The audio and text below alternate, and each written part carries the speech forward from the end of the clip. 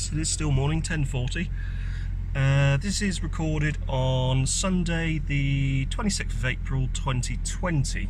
So we're in the midst of a rather interesting time at the moment. So I'm in the Micra, self-isolating, no one else around me. And I've decided today to replace my door mirrors with these rather snazzy, taken off of one of the 2000 to 2003 special edition versions, possibly a Sport. In fact, I think it was a Sport actually, either a Sport or a Sport Plus. These door mirrors, which are Starburst Silver, same colour as mine, so they need a bit of a clean up. And they are held in with what looks like 3 10mm nuts, bolts, and then they're held obviously to the side of the car. Looking at this, we do have the weather stripping on it, so we should be okay. I should have actually got some of my rubber renew just to give that a bit of a treatment, just to make it a bit more supple. This one is driver's side, denoted by the blind spot section, and I think what we need to do, we might need to open the door to pull this off, but we'll be pulling this panel off. But first off, I think I need to give this a bit of a clean, so let's have a look and see how it comes up. I have within my bag of many treats a load of rags or cloths, a mitt, which I'll be doing the outside of the car with later. If you can see, the bonnet is covered in dust, so it's quite warm around here at the moment. And I have some of this waterless wash and wax. It has a nice summer berries fragrance, but I use this on the XJ40 and also on this one as well, especially if I don't need to go anywhere or drive in the wet. So occasionally the Micra gets over the winter it gets a wet wash, sort of once a week or so, but during the summer, especially if it's long periods of dryness, I won't actually give it a wet wash. I'll just use some of this, because it's just easier just to bring this around and do it sort of round where I park it. So a very quick wipe, and that's not too bad. There's a few little scrapes on it that will probably need touching up. If I had more time, I would, if I had more time, I've got plenty of time at the moment, but once these are installed and I can just see what they look like, I may actually take them off again at some point, rub them down and respray them the relevant silver. But I'll be honest with you, I wanted to see what they look like on the car. So let's grab the passenger side mirror. Very similar setup to the driver's side. Actually, it is also a good opportunity to run the engine and cycle the air conditioning, and we currently have nice, cool, refreshing conditioned air coming out of the vents. Got it on position 1 with recirculation turned on. It's always good to, if you have air conditioning and it works, to exercise it once a week. If it doesn't work, there are a number of reasons why modern car air conditioning systems fail. Oh blimey, that was a cough. That's not a new persistent cough, that's just a slightly affected by hay fever cough. Anyway, modern air conditioning systems usually fail, from my experience, for a number of reasons. You see a lot of adverts on eBay which say car has air conditioning, probably just needs a regas.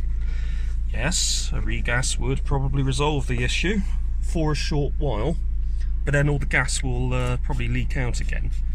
The most popular place that I've seen for gas to leak out, or refrigerant, whatever you want to call it, is the condenser, which is mounted in front of the radiator usually. And this takes a fair punishing brunt of sort of quite a bit of punishment due to where it's positioned. It's obviously right at the front of the car. It's subject to salt water splash, stones, etc. And that's usually the first thing, sort of the weak link in the system, usually the first thing that can go. Air-con compressor clutches can also stop working properly. Usually the inside of the compressor is probably okay, but the clutch itself may wear out, and I know that a lot of cars you can actually just replace, or a lot of air conditioning compressors you can just replace the air conditioning clutch, compressor clutch. It's a bit fiddly, but, well, not fiddly actually, it's depends on the compressor, but you can do that. Sometimes if the system has been refilled and it's been done with one of those Halfords kits which has used the sort of the leak protection or leak stop stuff, that apparently, from what I understand and what I've read, can cause a number of problems with the whole system in general. It can sort of cause blockages and other issues, especially where the anti-leak stuff gets to. From a maintenance perspective, I would personally be inclined to, once every 3 years or so, have the system drained down, vacuumed out, and a fresh charge of refrigerant and also the correct PAG oil inserted. Then once every 6 years I would do the same, but I would also replace the receiver dryer. Once weekly I would wash the car and make sure to get the hose over the condenser matrix or radiator. Condenser, actually just the condenser. Make sure that you clear any salt build-up, any sort of muck or dirt or anything like that, and just make it sort of part of your weekly wash regime. You can obviously inspect it periodically as well. Some cars have the receiver dryer as part of the condenser, so they can't actually be replaced individually. In those instances you'll also be replacing the condenser at the same time as replacing the receiver dryer. The receiver dryer contains a desiccant, sort of like similar to the stuff that's in these dehumidifier things, and it actually dries or removes moisture from the refrigerant as it goes around the circuit. If a car has had the circuit open for a long time, say you come into a vehicle that's had the air conditioning circuits open for a while, it is actually advisable to remove the receiver dryer, replace it, replace the condenser, and also make sure you fully vac out the system before recharging. So the last thing you want is to go back and have to start all over again with a second recharge. So hopefully I can get this out without having to remove the door card. And it just pulls off, and it is held in with a couple, there's a couple of clips down the bottom. There you go. So there we go. Perfect. Oh, it's actually taken one of the pins with it, so we'll get that out in a second. So that should hopefully just pull off. Failing that, I can use my pliers to get that out. So these ones have 10mm bolts, and there's 3 of them. So I'm going to pause this and get those out. So I've loosened off the 3 bolts. To get this one back in, what I did was I took some needle nose pliers, I popped the grommet over the end of one of the needle nose pliers and just popped it back in, and then massaged it in with my fingers.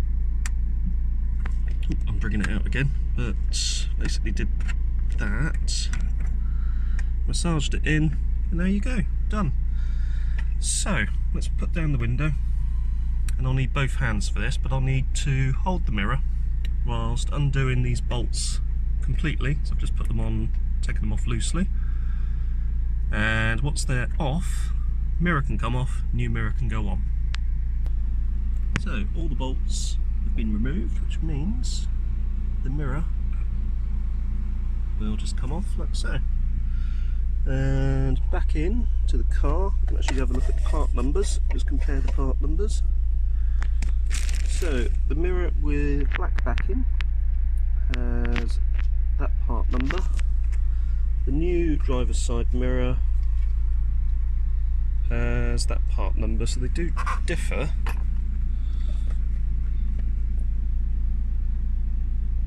So I'm guessing they differ because one is painted and one isn't. So I may as well keep these new snazzy bolts. They can actually be done up with a crosshead screwdriver. So I'll take those out and offer up the mirror, and away we go. What it might be worth doing is, yeah, definitely worth doing. So I'll get a rag and give that area a clean before fitting the new mirror. And there we go, that's much better. Right, so we've got the new mirror. Offer that up like so.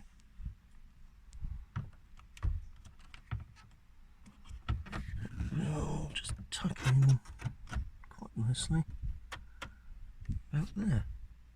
There we go. Now just 3 bolts to go in, and that's that.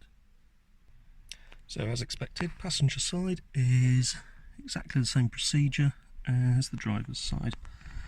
It looks like it's actually had possibly a new mirror at some point in the past, as it's got the more modern cross-headed bolts. Anyway, let's get this one off and get the new one on. So a quick comparison on the near side or passenger side door mirror, or left hand side. Quick comparison of the part numbers. So this is the new one that's going to be going on, and that's the previous one. So take these out of the new one and then offer it up after giving that a clean, and then get it installed. And there's the end result. We have both mirrors installed, and they do look quite nice actually. Anyway, very quick job. Takes a total of around, I don't know, 10 minutes or so. If you have found this video interesting, don't forget to hit the like button, don't forget to subscribe, and I'll see you next time.